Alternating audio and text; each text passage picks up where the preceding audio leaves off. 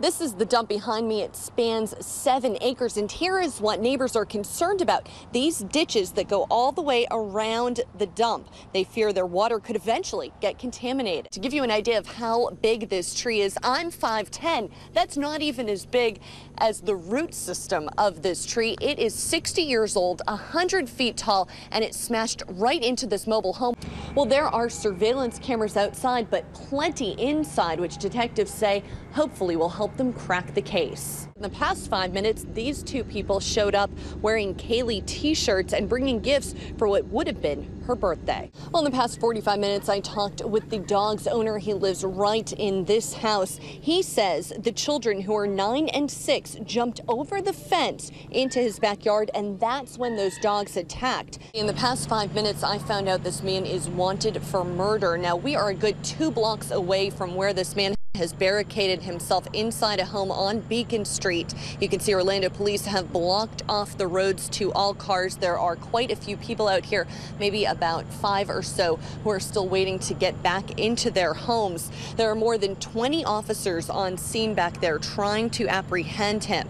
Now, neighbors called our newsroom to tell us the officers were on megaphones asking them to stay inside. We don't know at this point if officers have made their way into the home, but we will have much more details on this story starting at 5 a.m. tomorrow morning on Daybreak.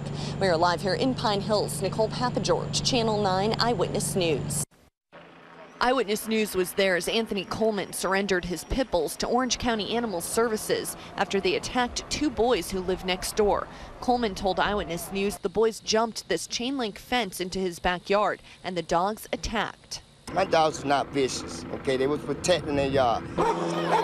But a witness at the scene told Animal Services the dogs got loose. Neighbors say the 6-year-old boy had some scratches, but the 9-year-old suffered massive injuries to his face and arms. Medics rushed the boys to the emergency room at Arnold Palmer Medical Center. We found out Coleman has been in trouble with Animal Services before. In 2009, they cited him for neglecting another dog, and they're investigating whether Coleman had these dogs properly restrained or not. Coleman says he's warned the children to stay away from the dogs several times. Young boy over there, he always picking at them. So, hey, that's what happened. Animal Services is trying to figure out what really happened and will keep the dogs for at least 10 days to test for rabies. Investigators haven't decided if they'll return the dogs to Coleman or not. Osceola County deputies rushed to the scene of a shooting behind Pleasant Hill Elementary School tonight. Deputies say a divorced couple who was picking up their child at the school started arguing in the back parking lot when the man shot his ex-wife. There were 20 kids at the school at the time for an after-school program.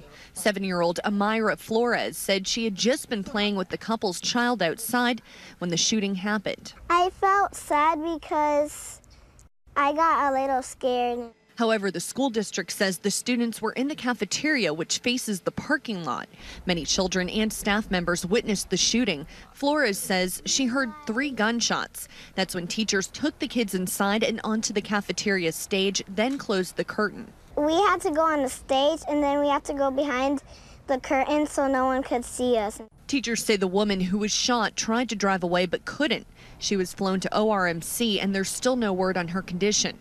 Deputies found a handgun on scene and took the ex-husband into custody.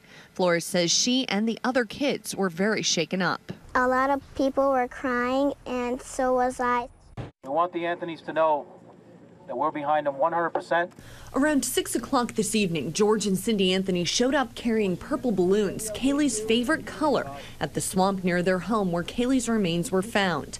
The Anthonys had opposed the memorial here, but today joined others in the balloon release on what would have been Kaylee's 6th birthday.